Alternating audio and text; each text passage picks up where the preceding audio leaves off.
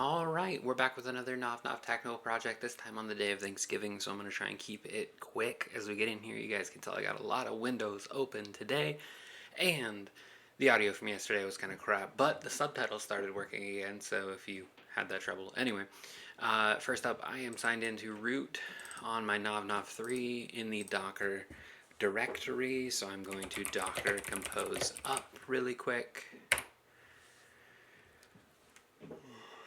to go ahead and get that running. I didn't do the -d, probably should have, so I'm going to Control C, stopping those containers, stopping that network gracefully, of course, so that then I can do -d for detached, and that gives me my terminal in case I need to do anything, right? So if you don't need to do anything, Docker compose up's just fine. If you need to work with it, Docker compose up space -d detaches that from your terminal, I guess. So that is running. Now I'm going to pop over to my browser really quick, and the tool we're going to look at today is ZAP, or Zed Attack Proxy.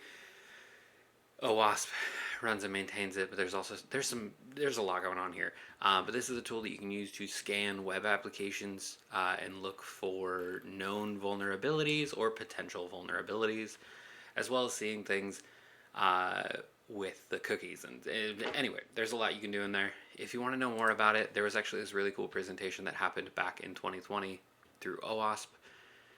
Daniel W. walked through this. I'll link this in the description. Anyway, but we're going to get back into NovNov, right? So I've got my Docker running. I've got my IP address. I'm just going to physically write that down so I don't forget it again. It's 209.38.44.253 because we will need that. And now I'm going to go ahead and hop into definitely not Kali Linux, our VM that we're running in VirtualBox on our laptop or desktop computer locally instead of in the cloud.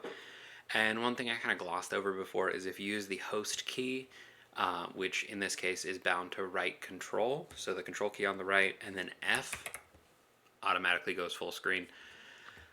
So it takes over everything. Now let's go ahead and poke. So I'm going to go ahead and open up. I did not mean to click on Firefox. That's going to take a second. Let's open up our terminal, and I'm just going to go ahead and ping that IP address to make sure I can talk to it. We can. I'm going to curl that index just to make sure I can see it. We can. And now I'm going to use the proxy. Except we don't have it, so we need to install it. And as you guys know, we have to install things with root privileges, so I'm going to do sudo apt install ZA proxy space -y. Go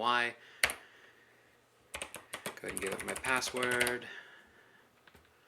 and it's going to pull down and uninstall that, or it's going to pull down and install that for us. Wow, words are hard. I can't wait. I get stuffing and gravy in a little bit, mashed potatoes. My partner makes these wonderful brie bites. Oh, and then someone coming is going to make something called Texas pinwheels. Never had that. Anyway, all right, so we have our Zaproxy. So let's go ahead and do man zap proxy. No Zaproxy manual, of course, because I didn't update the manual. Let's go ahead and do H for help. Oh, H isn't help in that one. Whoops. Let's go ahead and go back to our main page and go back to the proxy tools so I can remember what to do. So the proxy H finds our version.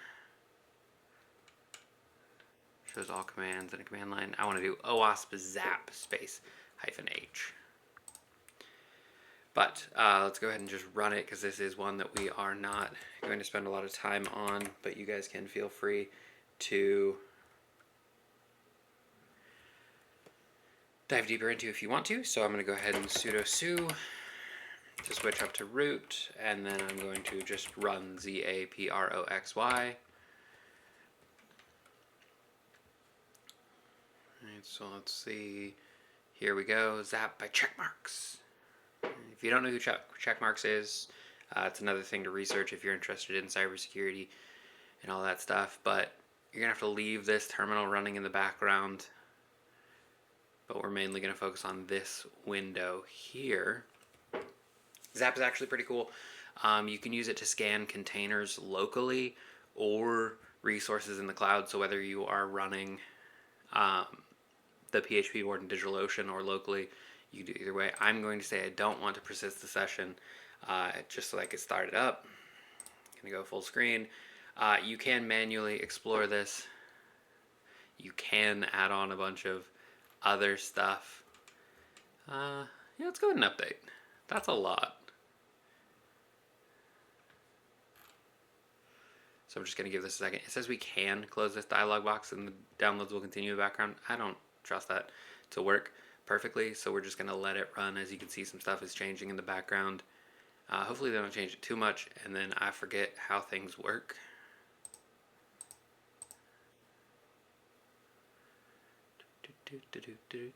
We're getting some errors.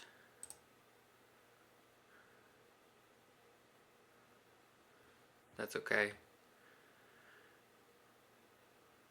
It's not actually an error, it's just a warning.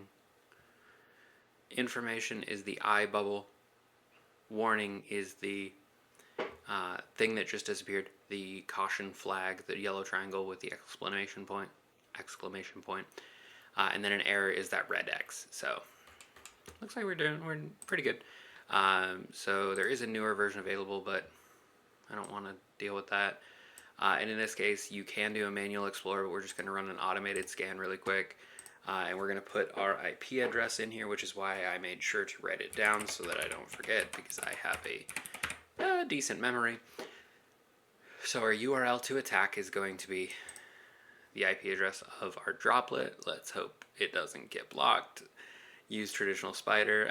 Sure. If modern, we're going to do Firefox headless. And then we can just go ahead and hit attack.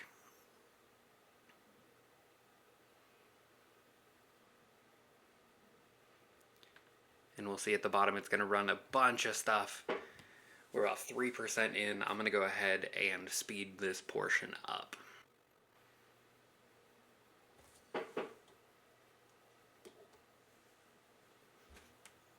I just realized that I did that whole thing without the camera, so you guys weren't seeing any of my crazy hand gestures as we were going.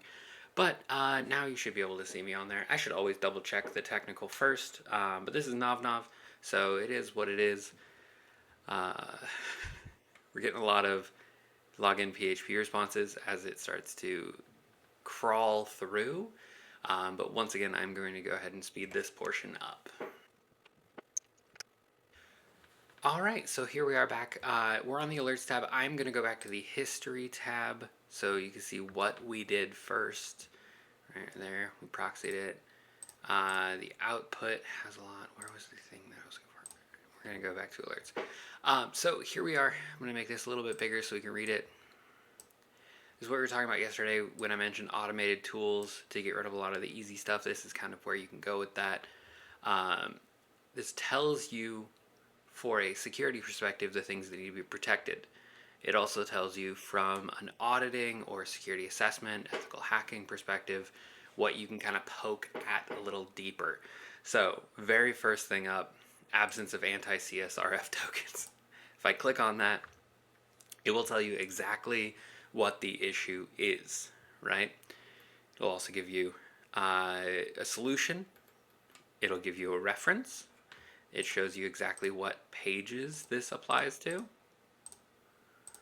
Same thing with all of these other ones. Cookie, no HTTP only flag. I go ahead and click on that one. So a cookie has been set without the HTTP only flag. That means that the cookie can be accessed by JavaScript. If a malicious script can be run on this page, then the cookie will be accessible and be transmitted to another site. If this is a session cookie, then session hijacking may be possible. So there is a lot wrong with it, as we talked about in earlier videos, but that is a quick highlight on how to run tools like Zap